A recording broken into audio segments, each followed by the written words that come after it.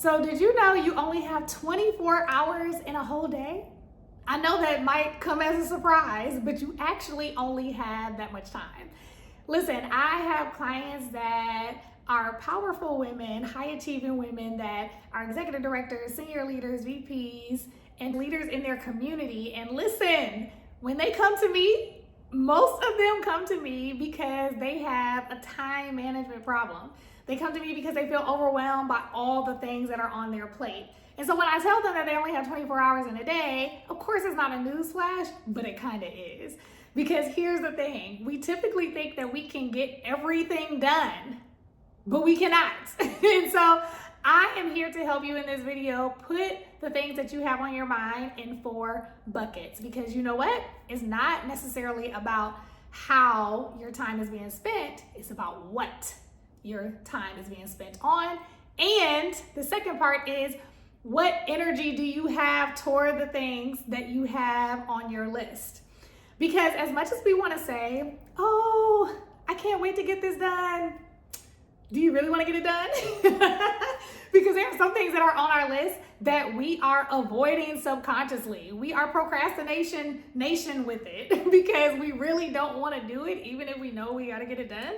So sometimes we have blocks, and I know putting these things in these 4 buckets have literally helped my clients have these come to Jesus moments like, oh, yes, this is what my week looks like. Okay, I can start making some shifts in who I am being every day so that I can get better results in how I'm spending my time and just how I want to manage the things that are on my plate. They start making some power decisions about what is actually necessary and what isn't. And they also make amazing decisions about how they want to function so they can have more fulfillment in their life. And you're going to get that today. So, first bucket, I want you to think about your week. I want you to think about all the things that you do in your week at work. And I want you to consider, what things do you have high energy around and are highly impactful?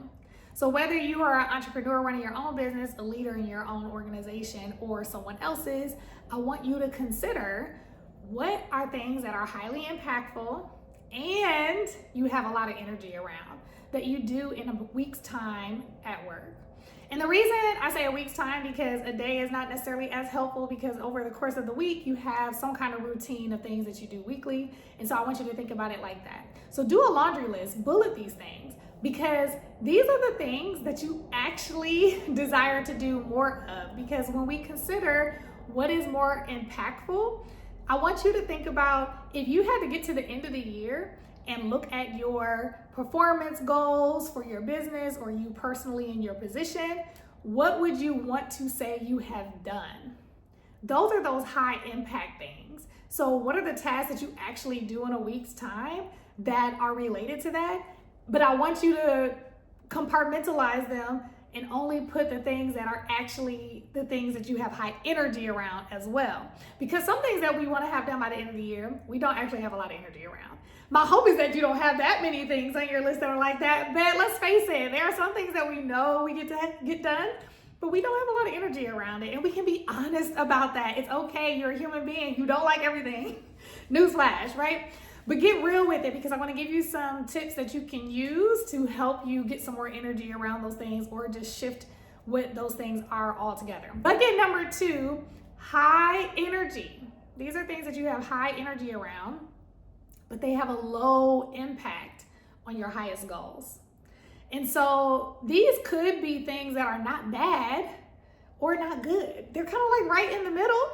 And then there are some things that are just altogether escapism. I don't really want to do something, so I'm doing this instead.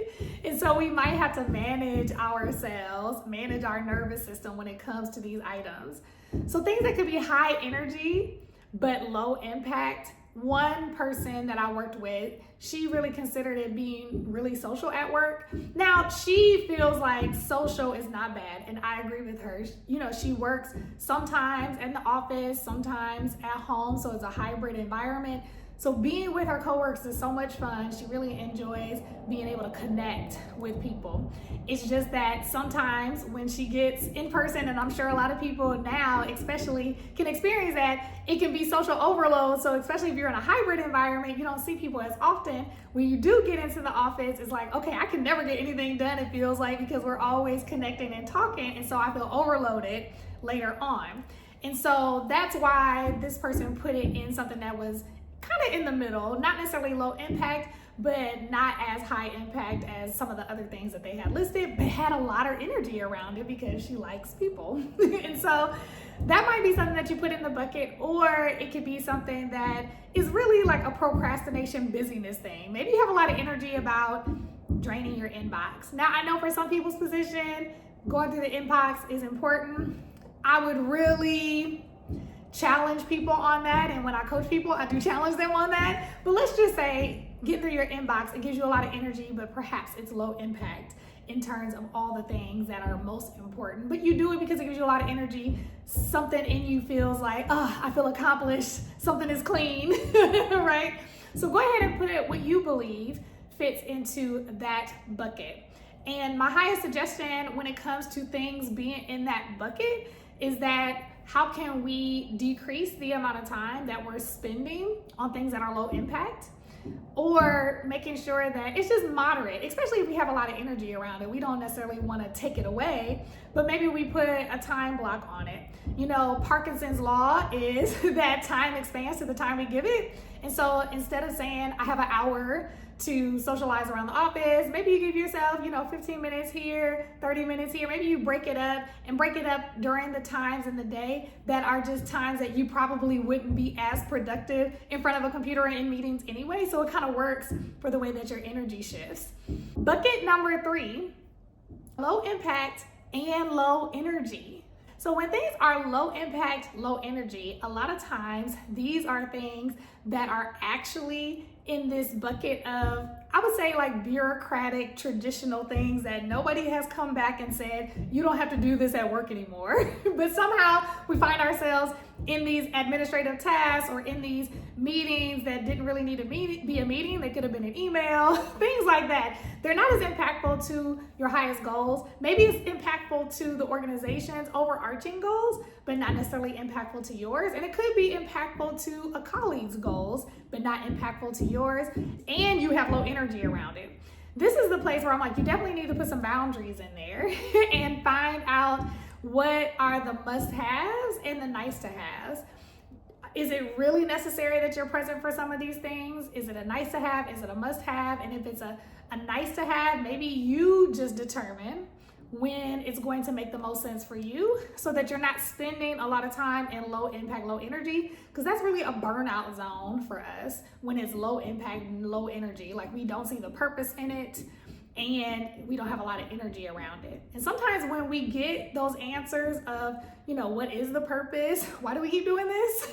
That can shift our energy from it being low to it being high. So sometimes just knowing the why can help you shift yourself.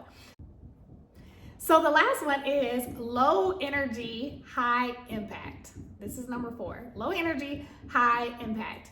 So this is an interesting one because this is the one that I talked about in the beginning, and I wanted to leave it for last because this is the one that hits people the most, that it is highly impactful, but we really don't want to do it. It's the thing that we're going to go somewhere else and walk around so we don't have to do something. We're going to get into all this busy work because we really don't want to do the thing, even though we know it's impactful.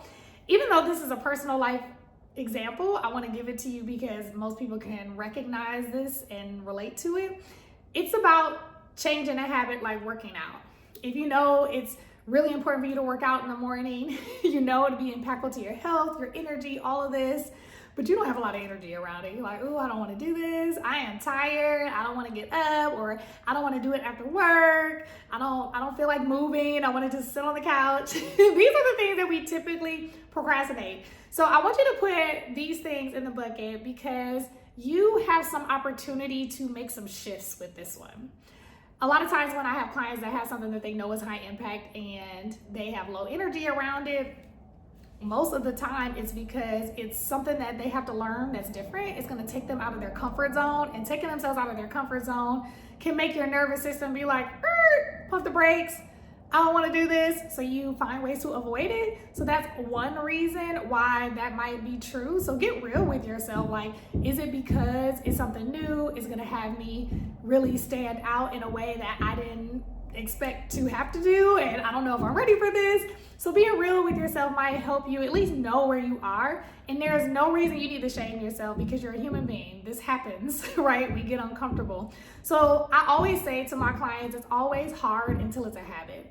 And so how can you do baby steps? How can you take yourself and think about what's the 1% action I can do every day to help this become more of a habit and help my nervous system not be afraid of stepping into this?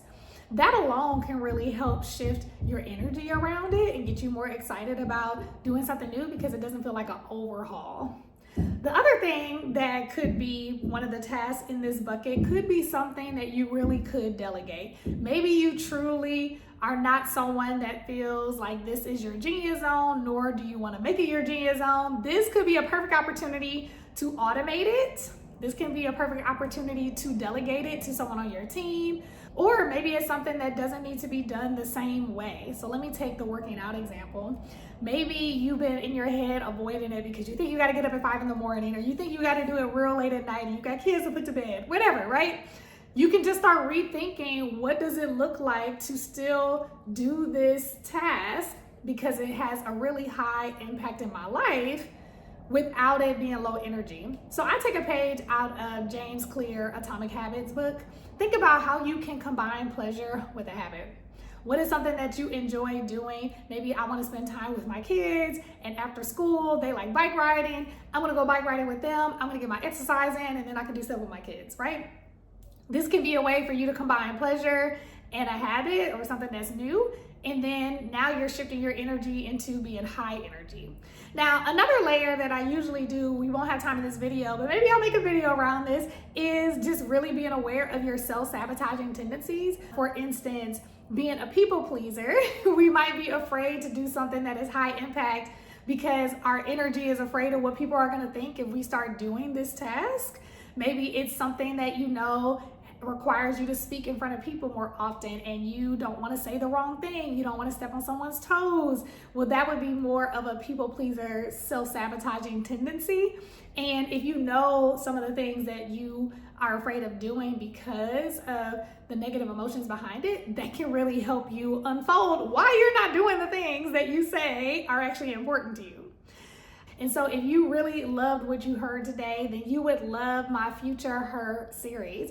When I talk about Future Her, I'm talking about that woman that you see in your mind that you want to see now. And you want to empower her to start being more present in your everyday life. This is like that quiet confidence that you've been suppressing. If you are excited about her, then you would love my FutureHer course. It is not out yet, but you get a sneak peek when you sign up for my mailing list right below. So go ahead and click the link below, get a sneak peek of it. It's in its rawest form. And when it comes out, you'll be one of the first people to know. So until then, I look forward to seeing you in the next video.